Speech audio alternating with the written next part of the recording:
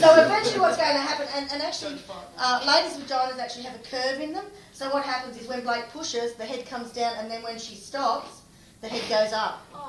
And that happens for a little while, then eventually that head will stay down there, and then at a push, I'll say, Blake will be pushing really hard, and I'll go, pang, pang, and go, and then the little head will come out like that, and then it sits there. Has a little thing. You feel a lot better because that big fat head's out. Now what's going to happen is baby is going to turn his head. He turns his head to the side. When he does that, the shoulders inside rotate. Otherwise, babies be born like front row forwards. You know? Not nice. Mothers would not go back. There's also an area between your the bottom of your vagina and your anus. It's called your perineum. Boys have it too. It's that area around your bottom and your the gooch. All right, the gooch. No.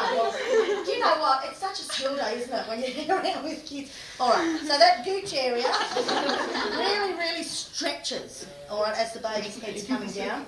And some women actually tear. That area will tear. Now, some of it will tear that's just the skin and it won't need a stitch. Some of it, the skin and the muscle will tear. And on a few occasions a year, some of them will tear right down through to their anus. Those women actually have to go to theatre to be repaired, otherwise they have long-term bowel and bladder problems. So anyway, baby's turned his shoulders. Now, big push, Douglas. Big push, big push, big push. Now, push! I'm going to get that top shoulder. Not enough screen. And then, and then baby comes out like that. Hold baby, count the toes, look what sex it is. Now the placenta. Now the placenta is still inside. So as that baby was being born, I gave Blake an injection of syntocinon into her leg, all right, so that would contract her uterus, make her placenta come away, and it will control her bleeding as well. So now we wait, and Dad's going to come. I know, this one dropped earlier. But baby, so we have to detach baby from this cord, and Dad normally cuts the cord, clamps and cuts the cord for us. Then we've got the placenta inside. After that injection, after about 10 minutes, the placenta will want to come out. I don't know how that got in there. Funny what you find. Like, what do you mean? So, and then Blake's going to say that she's got a bit of a pain in her bottom again, because that's where you have to push into your bottom. You can't push into your vagina, you have to push into your bottom. It's like a huge poo. Yeah.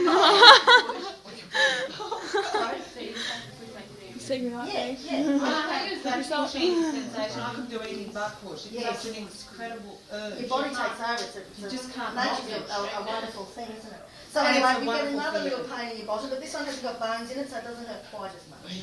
So then the midwife will have a little pull on the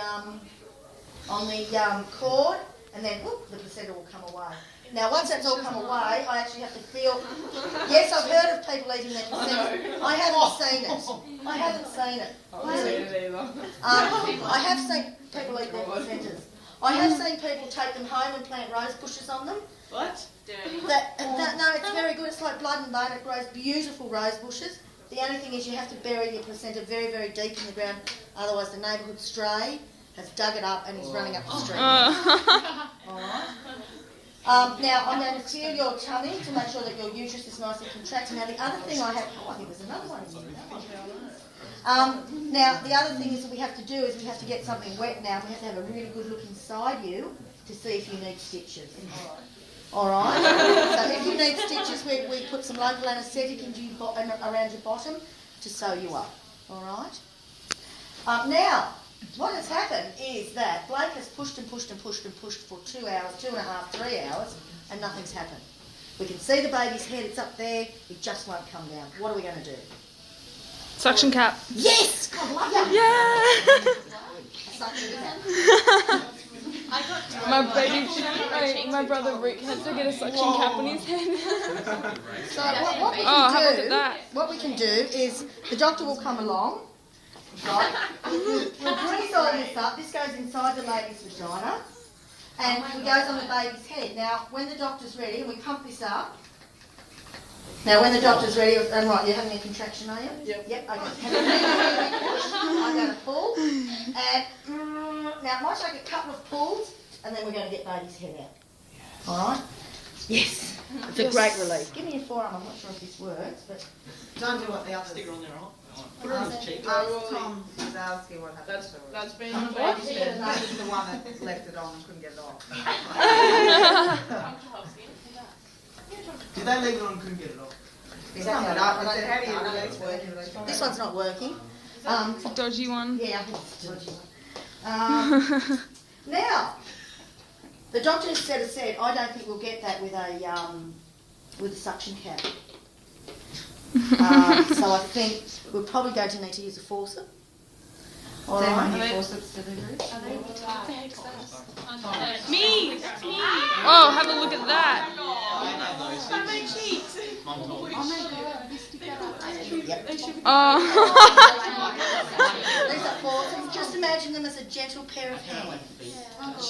They don't look very gentle.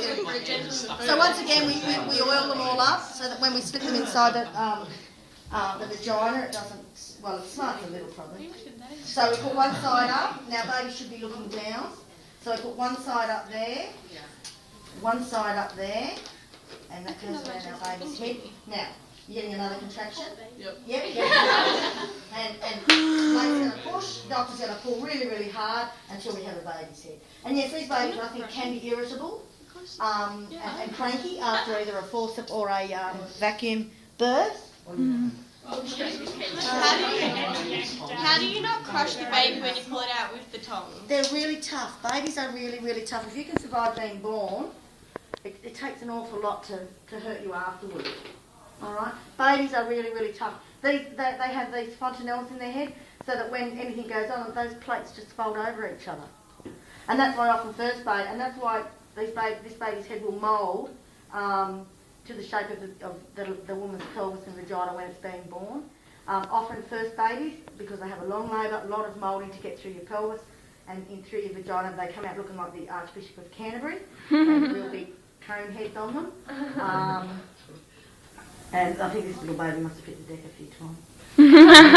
So then we've got to make sure that there's no bleeding. Now, should I go and get the placenta? Yes. Ooh. Yes.